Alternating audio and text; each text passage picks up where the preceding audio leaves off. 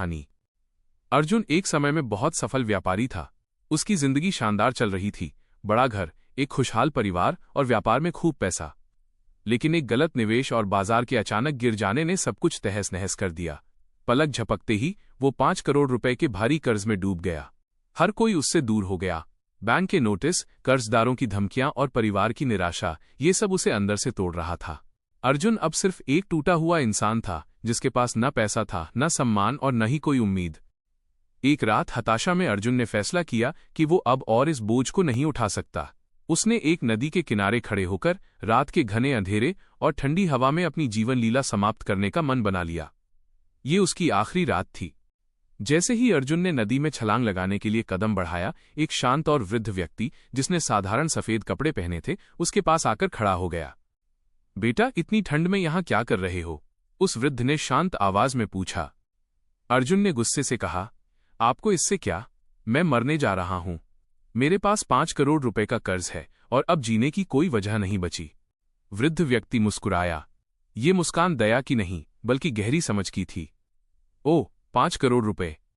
क्या तुम्हें लगता है कि तुम्हारी जिंदगी की कीमत सिर्फ 5 करोड़ रुपए है? अर्जुन चुप हो गया। वृद्ध ने आगे कहा, कर्ज पैसे का है, आत्मा का नहीं। तुम एक व्यापारी हो। क्या तुम अपनी सबसे मूल्यवान संपत्ति को 5 करोड़ रुपए के लिए डुबा रहे हो? कौन सी संपत्ति? अर्जुन ने निराशा से पूछा। वृद्ध ने अर्जुन की आंखों में देखते हुए कहा, तुम्हारा दिमाग, तुम्हारा अनुभव और तुम्हारा आने वाला कल, फ्यूचर। तुमने 5 करोड़ रुपए कमाने का अनुभव किया है।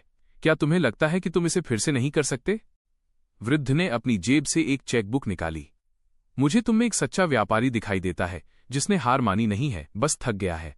कल सुबह तुम मुझसे इस चेकबुक को वापस ले लेना। अभी के लिए मैं तुम्हें ये 10 लाख रुपए का ब्लैंक चेक देता हूं। इसे भरो और इस रात का आखिरी भोजन करो। और हां, एक शर्त है, कल सूरज उगने से पहले वापस मत आना। वृद्ध ने चेक अर्जुन के हाथ में थमाया और अंधेरे में गायब हो गया। 10 लाख रुपए का चेक अर्जुन के हाथ में था। वो चकित था। क्या ये कोई फरिश्ता था? उस अजनबी ने उसे मरने से नहीं रोका, लेकिन उसे एक चुनौती दे दी, अगले दिन सुबह तक हार न मानने की चुनौती। उस रात अर्जुन ने नदी किनारे बैठकर बहुत सोचा। उसे एहसास हुआ कि वृद्ध ने उसे पैसे नहीं दिए, बल्कि समय दिया था। एक ऐसा समय जिसमें वो अपनी समस्या को नए नजरिए से देख सके।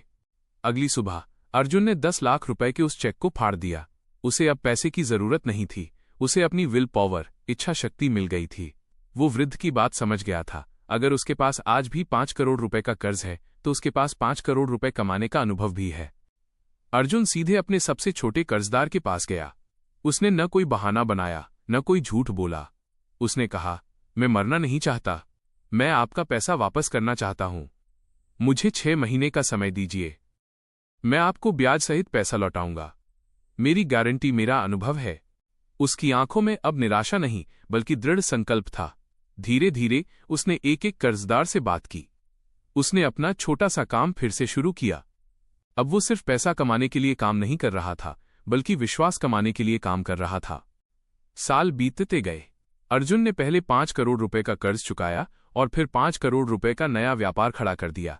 वो वृद्ध व्यक्ति उसे कभी नहीं मिला, लेकिन अर्जुन को पता था कि उस रात उसने जो खोया था वो पैसा नहीं, बल्कि खुद पर विश्वास था। जब आप हार मानकर मरने की सोचते हैं, तो ये मत भूलिए कि आपका दिमाग, अनुभव और आपका आने वाला कल, फ्यूचर ही आपकी सबसे बड़ी संपत्ति है। कर्ज सिर्फ एक आंकड़ा है, ये आपकी पहचान नहीं है। जब तक सांस है तब तक उम्मीद है।